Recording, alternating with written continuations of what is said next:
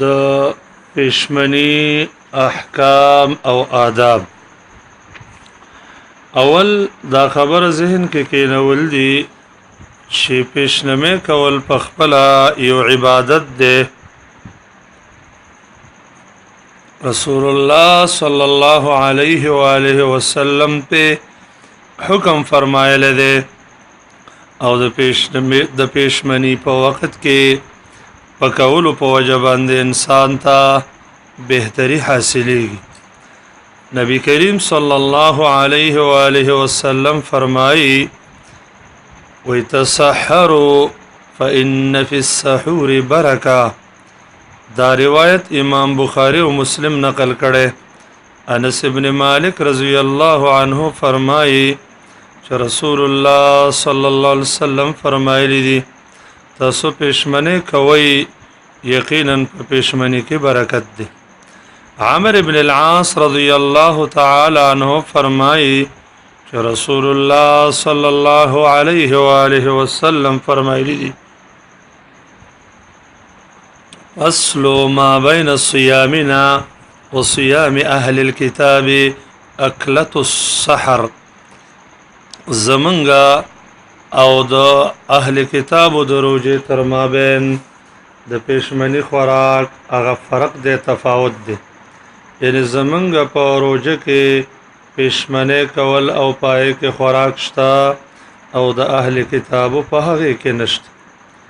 ابن عباس رضی الله عنه فرمایي چې رسول الله صلی الله علیه و آله وسلم فرمایلی دي استعینوا بطعام السحر على صيام النهار وبالقيلولة على قيام الليل.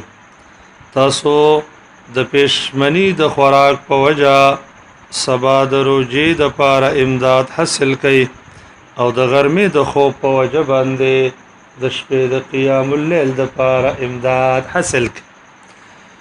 عبد الله بیا پېشمنی کول چې د هغه حد عقل دا چې سړی یو ګټ اوبو کې هم دا انسان پېشمنی کوونکی انسان جوړ.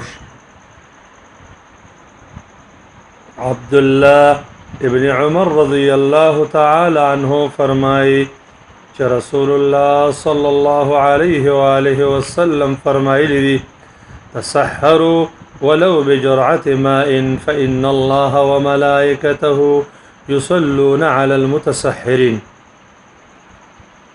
تاسو پېشمنه کوي ولو که یو ګټ اوبو باندې هم وي ځکه الله او د الله ملائکه اوس پېشمنه کوونکو انسانانو باندې صلات.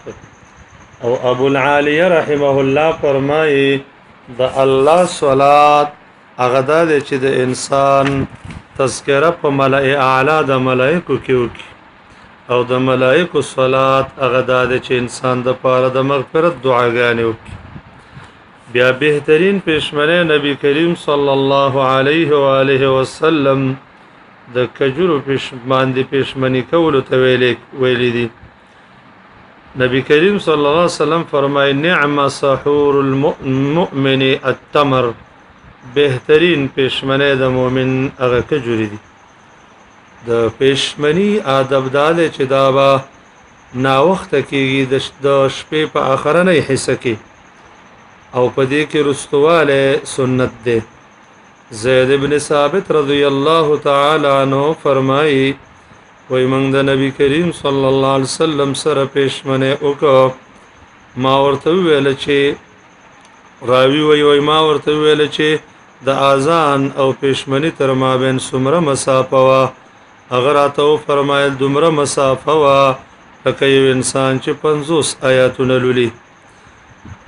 انیسه بنت خبیب اغفر رضی الله عنها فرمایي چې رسول الله صلی الله علیه و آله وسلم فرمایلی دي چې کله ابن ام مکتوم اذان وکي نو تاسو خوراک او اسکاک کوي او چې بلال رضی الله عنه اذان وکي بیا خوراک او اسکاک مکوي.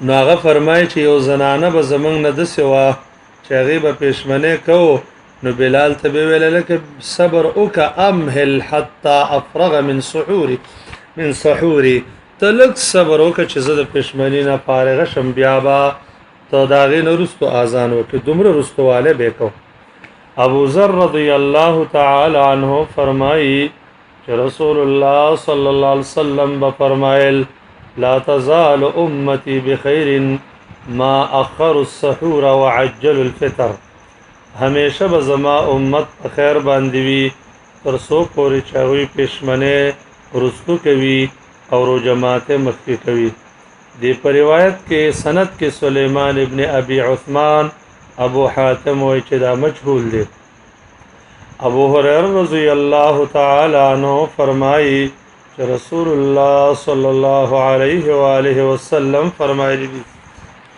اذا سمع احدكم النداء والاناء على يده فلا يضعه حتى يقضي حاجته منه کله چې یو تن اذان واوري او لوخه د هغې په لاس کې وي هغه لوخه دې نږدي تر دې پورې چې د دې لوښي نه خپل حاجت نه کړي یعنې که د خوراک وي تر دې چې هغه وخوري او که د څښاک وي تر دې پورې چې هغه وڅښي الله رب العالمین دې زمونږ او ستاسو پښمني د نبوي ارشاداتو مطابق جوړ کړي آمین